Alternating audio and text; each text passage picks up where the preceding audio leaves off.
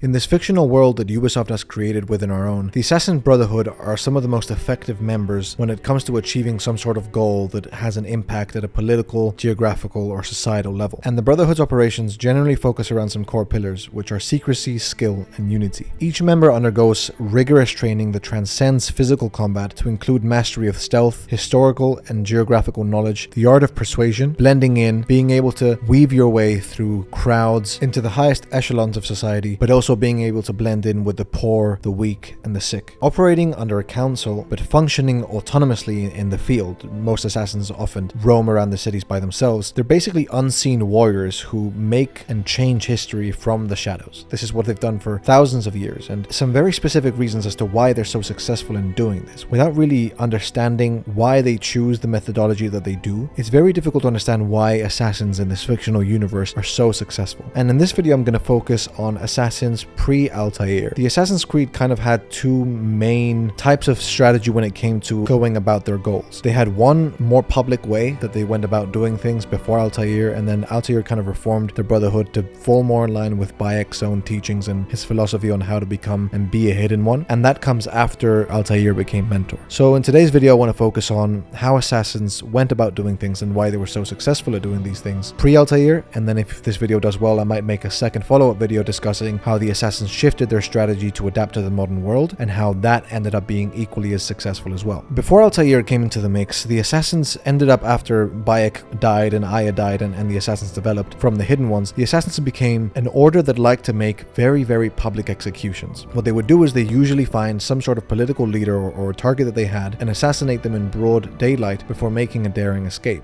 Usually what they would do is they would identify their target after a series of investigations, and we see this in Mirage in Assassin's Creed 1. They would identify where their target would be at a certain point in time, how guarded they would be, and how they could best approach that target. Then, on that day, they would roam through the crowds, blending in and being one with the crowd, before finally descending on their target, killing them, and making a daring escape through the streets as they're chased through guards. Now, if you're a casual fan of Assassin's Creed, you might be thinking that this doesn't really fall in line with what they're known for. They're usually known for stealth and being really secret and blending in perfectly. And the idea of them making such a public execution, such a public statement, might kind of fall against what you would assume that assassin would want to do, which is kill a target and leave unknown. And this makes much more sense in modern history, where politics and the favor of a population isn't as directly consequential to one another. But back in the day, when society was much more barbaric, much more used to violence, and much more accustomed to seeing public executions, there's a real method to the madness of making public executions, of assassinating a target in public and then running away. So I'm going to dive into the three main pillars that I think make this such an effective approach that was then changed through the Levantine Brotherhoods with Altair. The first one is the precision in execution. One of the tenets of the Assassin's Brotherhood is to stay the blade from the flesh of the innocent, and this feeds into the pillar of effectiveness when it comes to the precision of the execution. The Brotherhood targets the linchpins of corrupt regimes. They target the head of the snake instead of the snake itself,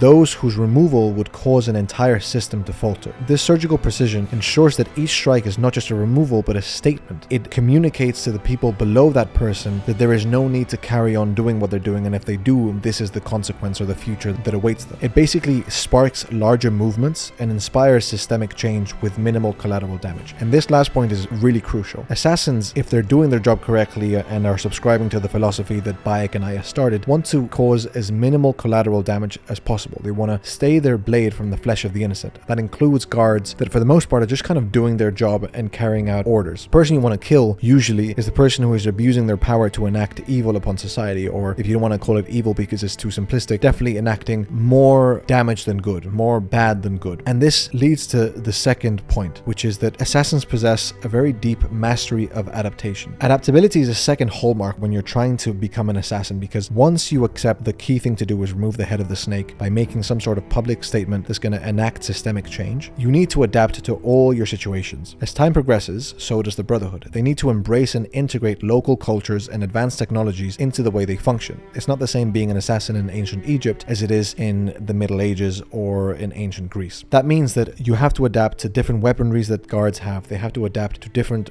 ways of killing a target, from public executions to parties in high society to any other place that a person might be in 1200 AD compared to ancient Egypt, for example. They have to have some sort of chameleon-like ability to adapt and influence socio-political landscapes, and they have to be able to manage the counter-offensives that are going to be launched when they assassinate assassinate whatever target they have to assassinate. Assassins are very effective because they can very easily and very effectively adapt to situations, both in terms of technological advancement and in terms of a million different pieces, like chess pieces, moving at once. Once you kill this target, then the real challenge begins. This is when all the guards start chasing you and the streets become crowded with chaos, and you have to use your environment, the rooftops, the benches, the haystacks, to be able to break line of sight and reach safety without compromising the Brotherhood. So their mastery of adaptation is the second reason why this is so effective, because not only can they target one person and be effective doing it, but then they can adapt to the situation to leave as soon as possible. This feeds into the mythos of the assassin. This feeds into this fear that so many people eventually have of the assassins, because they're like shadowy figures that appear and disappear at will. There's a beautiful trailer for Assassin's Creed 1, or I think like a DS spin-off of Assassin's Creed 1. And the trailer, if you want to Google it, is called Altair Was Here, where all these Templars are gathered around this dark room, basically speaking about Altair and how difficult it is to defeat him, even though he's just one man. He's basically like an angel of death. And they're basically reiterating what I'm saying here. They're talking about how this person can just strike from the shadows and then go back to the shadows at will. So to have an effective methodology like this, enact change and maintain the safety of the Brotherhood, you need an assassin that can very, very effectively and precisely kill one target without killing anyone else, and then disappear and survive the chaos that would ensue such a direct and broad approach. The consequence of doing a broad approach and being able to survive it is that you create a legend and a true impact around the assassins, which can enact the change that these assassins are searching for, which leads beautifully into the third pillar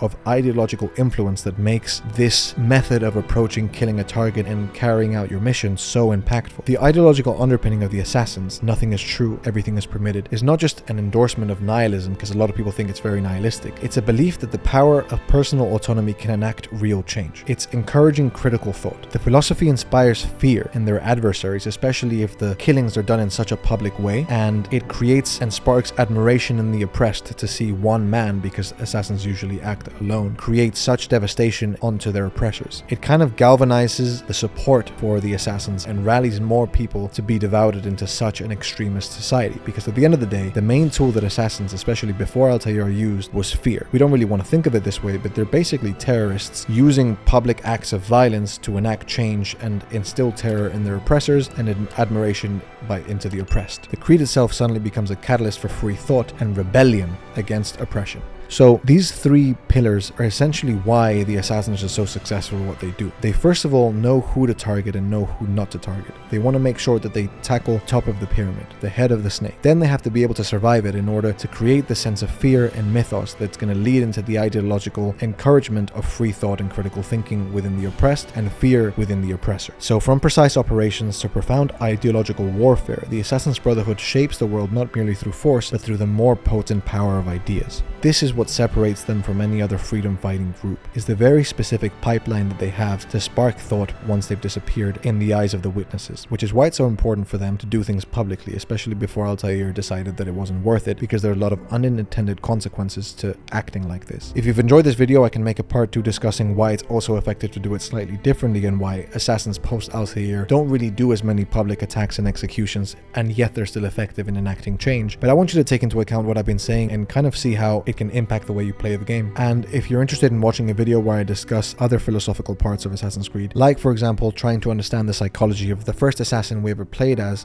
which is Altair, you can watch this video now.